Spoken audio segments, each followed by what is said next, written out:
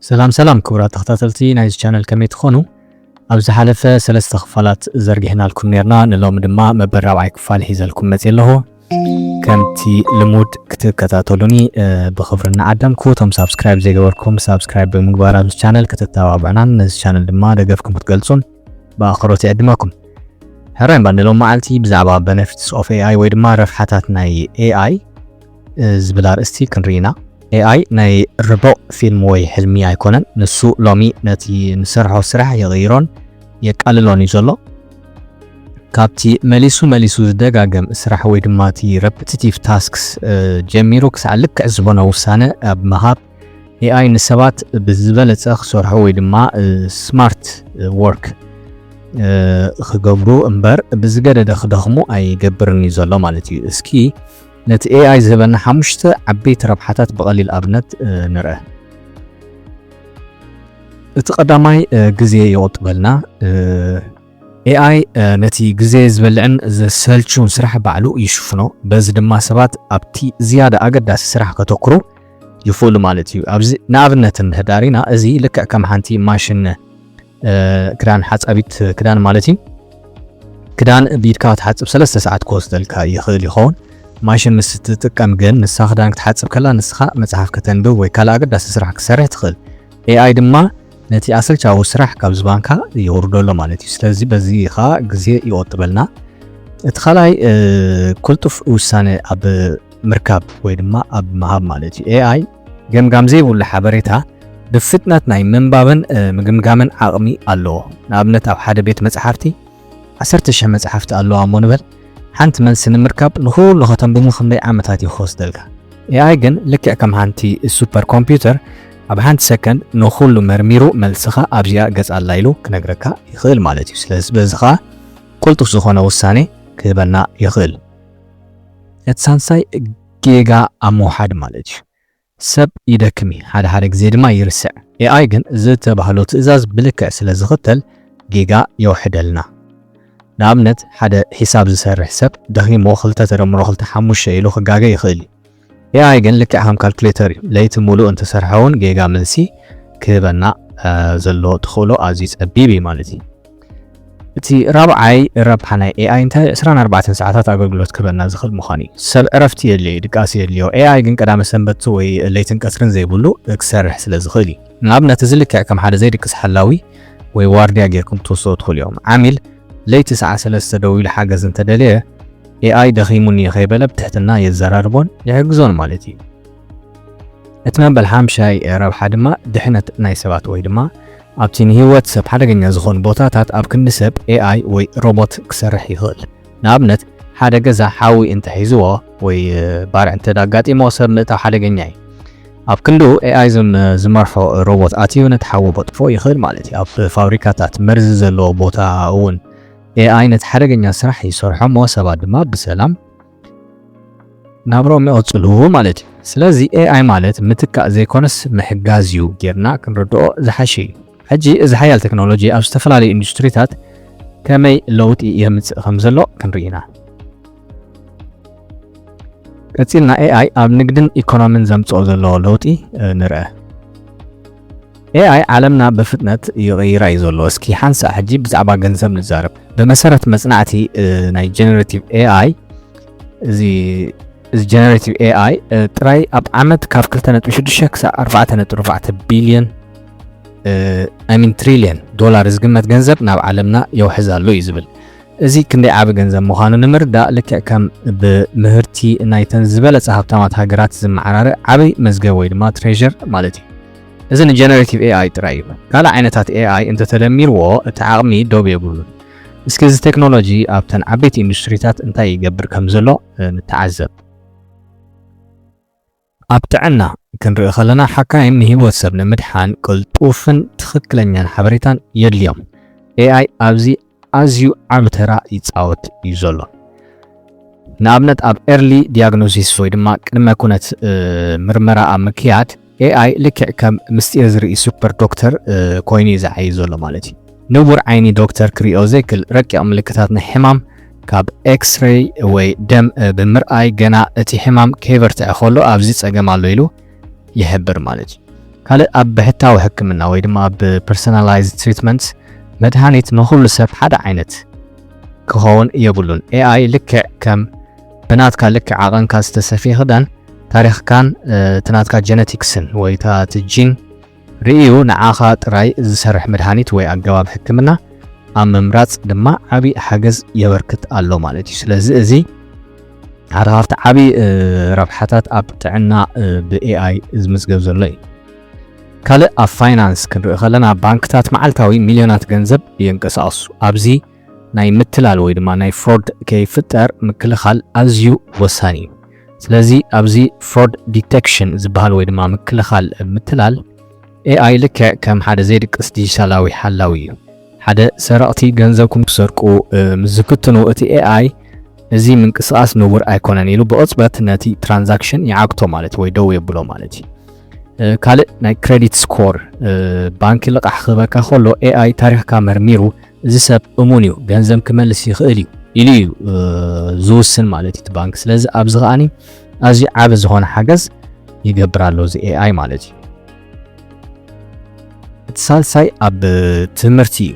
ኣብ ጽላት ትምህርቲ ክንሪኦ ከለና ኩሉ ተምሃራይ ብሓደ ዓይነት ኣይመሃርን እዩ። ገሊኡ ብንባብ ዝመሃራሎ፣ ገሊኡ ቪድዮ ብምርኣይ ዝመሃራሎ፣ ገሊኡ ኻ ድምፂ ብምስማዕ ዝመሃራሎ ማለት እዩ። ስለዚ ኣብ ኤአይ ልክዕ ከም ሓደ ብሕታዊ መምህር ወይ ድማ ከምዚ ፕራይቬት ቱተር ከምኡ ኮይኑ ዘገልግል ዘሎ ንስኻ ብዝርዳእካ መንገዲ ይምህረካ ማለት እዩ። ብጽሑፍ እንተ ዘይተረዲእካ ብስእሊ የረዳእካ ተደሊ ብቪድዮ ክትሓቶ ትኽእል ኢኻ ብቪድዮ ከምጻልካ ይኽእል ማለት እዩ። ስለዚ ንዓኻ ዝኾን ብሕታዊ ትምህርቲ ወይ ድማ ፐርሰናላይዝድ ለርኒንግ ኣብ ምቕራብ ኤአይ ኣዝዩ ዓብ ዝኾነ ተራ ይፃወት ኣሎ ማለት እዩ።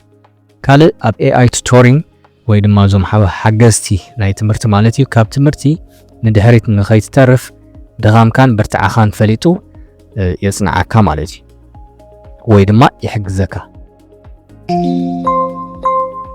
ካልእ ኣብ ንግዲ ወይ ኣብ ሪቴል በዓል ድኳን ዓማዊል እንታይ ከም ዝደልዩ ፈሊጡ ክቕበሎም ኣሎ።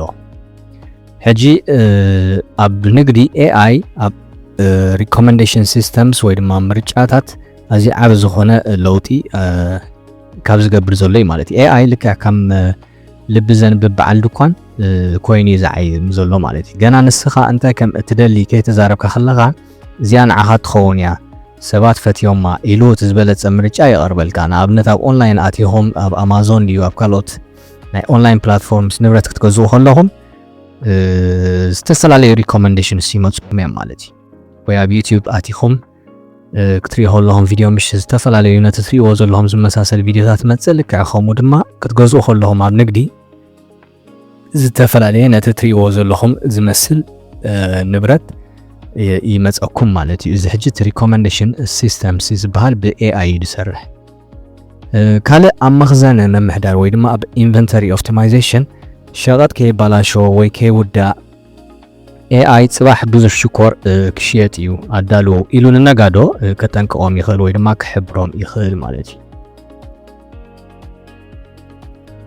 ካልእ ኣብ ትራንስፖርቴሽን ወይ ኣብ መጓዓዝያ ኤአይ ንመንገድና ዝያዳ ውሑስን ቅልጡፍን ይገብሮ ኣሎ። መራሕቲ ዘይብለን መካይን ወይ ድማ ዘን ኦቶኖመስ ቬሂክልስ ንብለን ወይ ድማ ዘን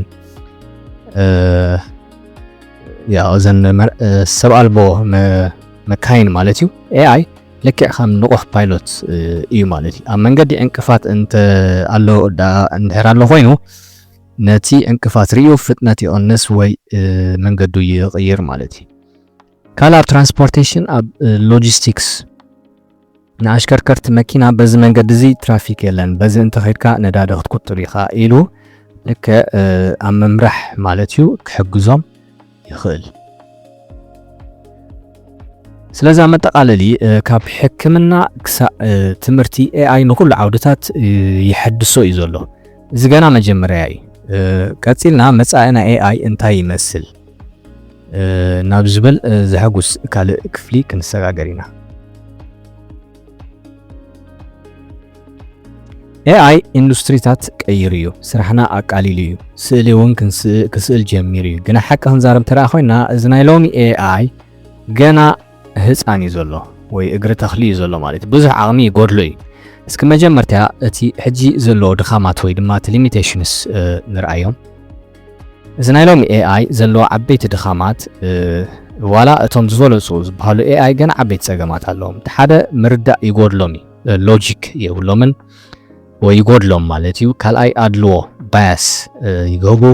ሳልሳይ ዓቢ ወፃኢ ወይ ድማ ሃይ ዝኾነ ወፃኢታት ወይ ኮስት ኣለዎም ማለት እዩ። ራብዓይ ድማ ትእዛዝ ምጽባይ በዓላቶም ሪአክቲቭ ኣይኮኑን ካባኻዮም ትእዛዝ ትጽበይ ማለት እዩ።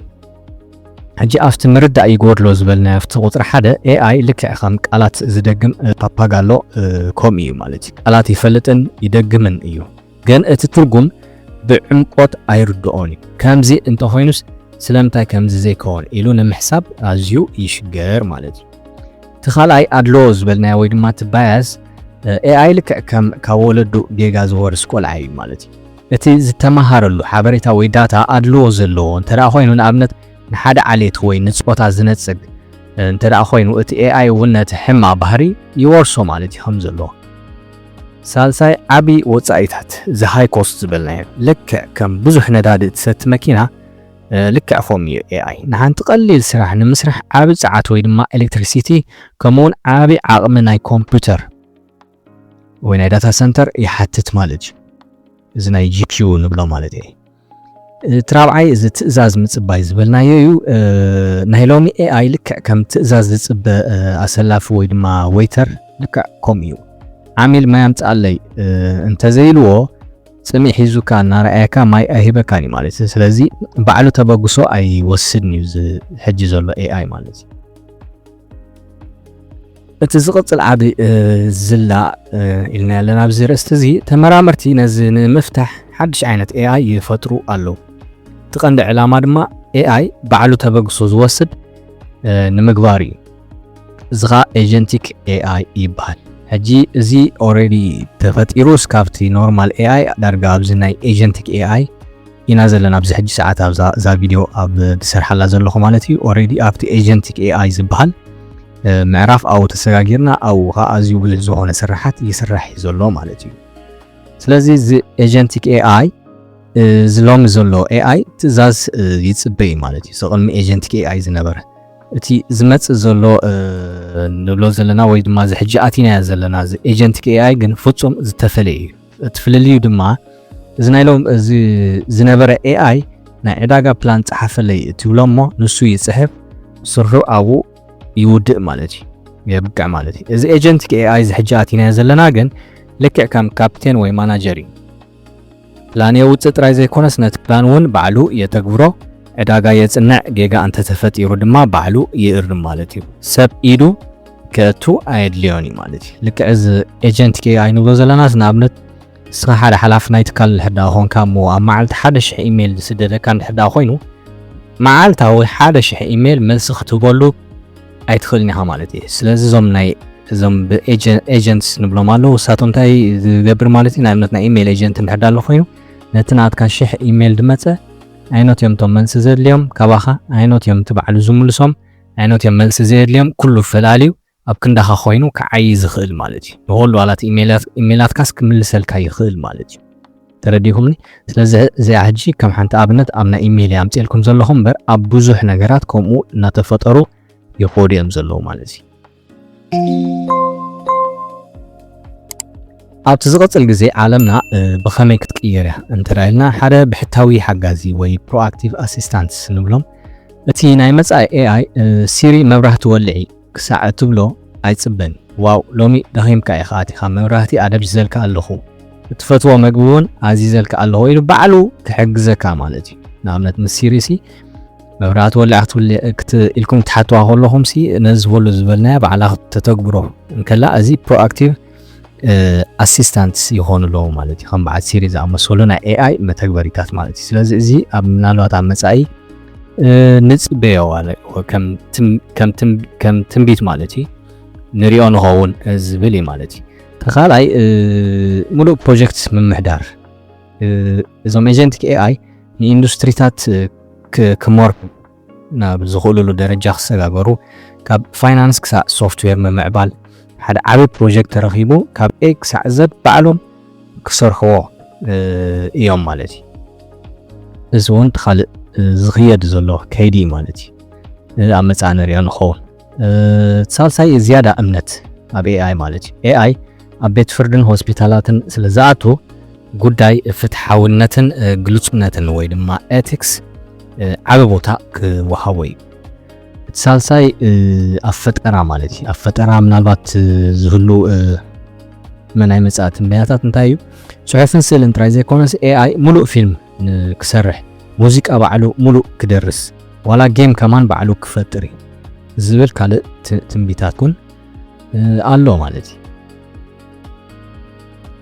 እምበር AI ካብ ሓጋዚ ምዃን ሓሊፉ ናብ ተበግሶ ዝወስድ መራሒ ማለት ኢኒሺየቲቭ ናብ ምዃን ገጹ እናዓበየ ዝኸይድ ዘሎ መጻኢ ዓለምና ድማ ምዞም በላሕቲ ማሽናት ተደጋጊፍና እንነብረላ ክትከውን ተዳለው ኣብዚ ናይ ሎሚ ትምህርትና ንዝክሮም ዘለና ቁልፊ ነጥብታት እንታይ እዮም እንተዳይልና ተቐዳማይ AI ንዓለምና ይቕይራ እዩ ዘሎ ተኻልኣይ AI ንስራሕና ከም ቱርቦ ይገብሮ እዩ ዘሎ ማለት እዩ AI ነቲ ዘሰልቹ ስራሕና ብምሽፋን ውሳነታት ብምምሕያሽን ከምኡውን ፍጥነት ብምውሳኽን ንንግዲ ይኹን ንፍርያትና ዓቢ ዓቕሚ ይወስከሉ እዩ ዘሎ ካልእ ዝረኣናዮ እንታይ ሓሙሽተ ዓበይቲ ረብሓታት ናይ AI ርኢና ነርና ሓደ ነቲ ዝደጋገም ስራሕ ባዕሉ ይሰርሖ ኢልና ካልኣይ ዝበለጸ ውሳነ ንምሃብ ይሕግዘና ኢልና ሳልሳይ ጌጋ ሰባት የውሕድ ኢልና ራብዓይ 24 ሰዓታት ብዘይ ዕረፍቲ ይሰርሕ ሓምሻይ ድማ ኣብ ሓደገኛ ቦታታት ንሰባት ተኪኡ ኣብ ክንዲ ሰባት ኮይኑ ክዓይ ይኽእል ማለት እዩ ስለዚ እቶም ሓሙሽተ ረብሓታት ናይ AI ማለት እዩ ካልእ ኩባንያታት ንAI ዝጥቀማሉ ቀንዲ ምኽንያት ነፍሲ ወከፍ ዓሚል ልክዕ ከም ብልኩዕ ዝተሰፍየ ክዳን ዝኾነ ፍሉይ ኣገልግሎት ንምሃብ ይጥቀማሉ ኣለዋ ማለት እዩ ካልእ AI ንኹሉ ዓውድታት ይፍትሖ እዩ ዘሎ ኣብ ሕክምና ሕማም ብቕልጡፍ ይፈልን ይርዳእን ኣብ ፋይናንስ ንሰራቕትን ምትላል ወይ ዘታልሉ ድማ ኣብ ፍሮድ ዲቴክሽን ይዓግት ማለት እዩ ኣብ ትምህርቲ ንነፍሲ ወከፍ ተምሃራይ ዝምትን ኣገባብ ይፈጥር ኣብ ንግዲ ድማ ኣቀራርባ ኣቑሑት ወይ ድማ ሰፕላይ ቼን ዝበልናዮ የቃልሎ ኣሎ ማለት እዩ AI ገና ኣብ ምጅማሩ እዩ ግዜ ብዝሓለፈ ቁጥሪ ጽልውኡ ኣብ ኩሉ ዓውድታት እናዓበየ ክኸይድ እዩ ንኣነባብራናን ኣሰራርሓናን ድማ ናብ ዝለዓለ ደረጃ ክቐይሮ እዩ ኣብዚ ሕጂ ሰዓት ኣብዚ ቪድዮ ንሰርሓሉ ዘለና ኣብቲ ካብ AI ተሰጋጊርና ናብቲ ኤጀንቲክ AI ዝበሃል ደረጃ ኣቲና ኣለና ካብኡ ከዓ እናቐጸለ ክኸይድ እዩ ማለት እዩ ስለዚ AI ንኢንዱስትሪታት ብሓድሽ መንገዲ ይሃንጾም እዩ ዘሎ ኣብቲ ዝቕጽል ትምህርቲ ንስኹም ኣብዚ ዓውዲ ንምስራሕን ንምዕዋትን እንታይ ዓይነት ክእለታት ስኪልስ ከም ዘድልየኩም ክንርኢና